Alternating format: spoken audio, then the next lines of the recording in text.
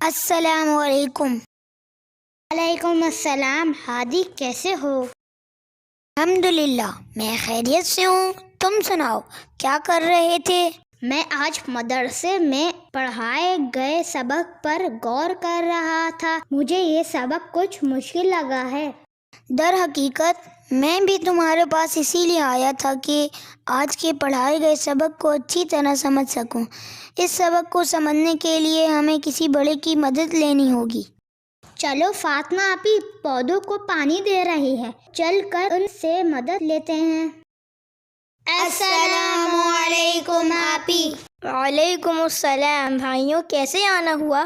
آپی آج کے سبق کو سمجھنے کے لیے آپ کی مدد چاہیے۔ کیوں نہیں، میں آپ دونوں کو سمجھانے کی ضرور کوشش کروں گی، لیکن یہ تو معلوم ہو کہ سبق کون سا ہے؟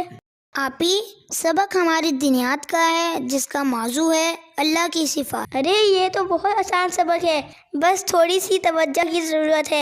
پہلے تو آپ یہ بتائیے کہ کیا چیز سمجھ میں نہیں آ رہی؟ آپی صفات کسے کہتے ہیں؟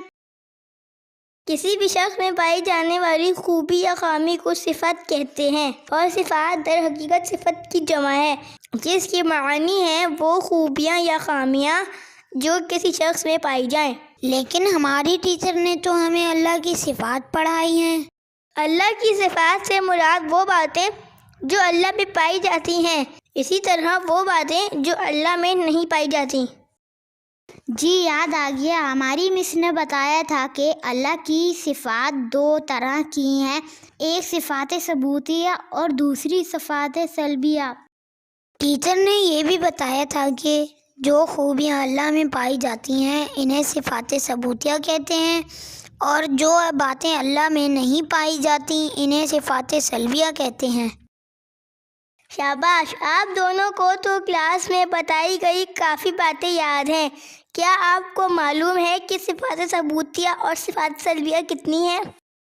جی آپی، ہماری مس نے بتایا تھا کہ صفات ثبوتیہ بھی 8 ہیں اور صفات سلبیہ بھی 8 ہیں۔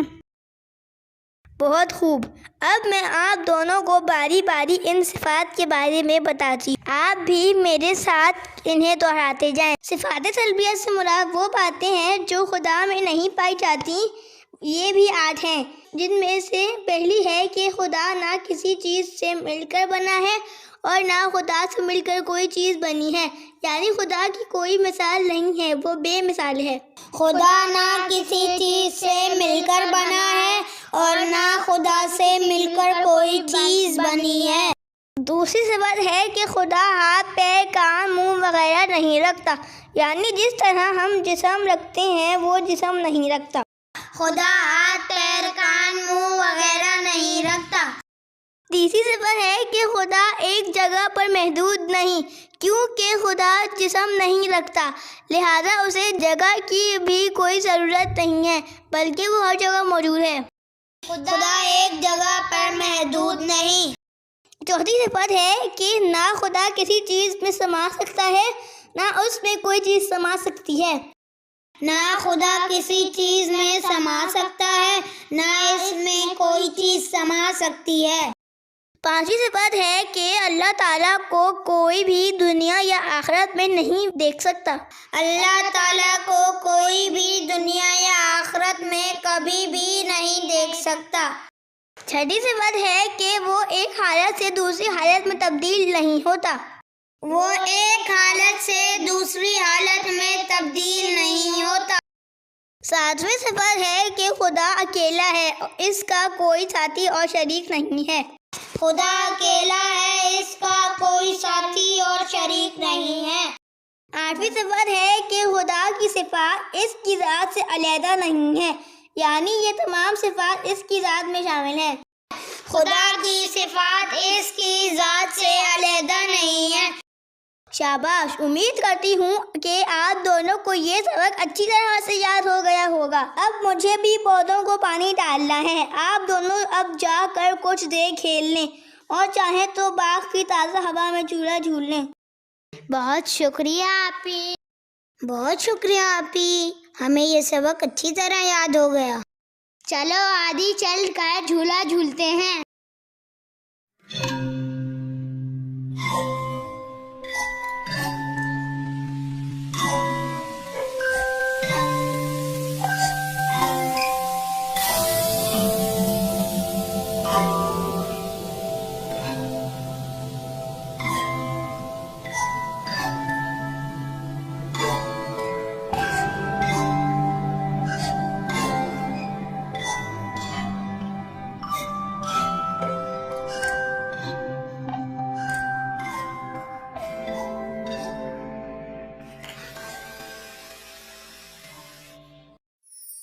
مدارس امامیہ کے چینل کو سبسکرائب کریں اور بیل آئیکن پر ضرور کلک کریں تاکہ ہماری تازہ ترین علمی و دینی ویڈیوز آپ کو سب سے پہلے ملتی رہیں۔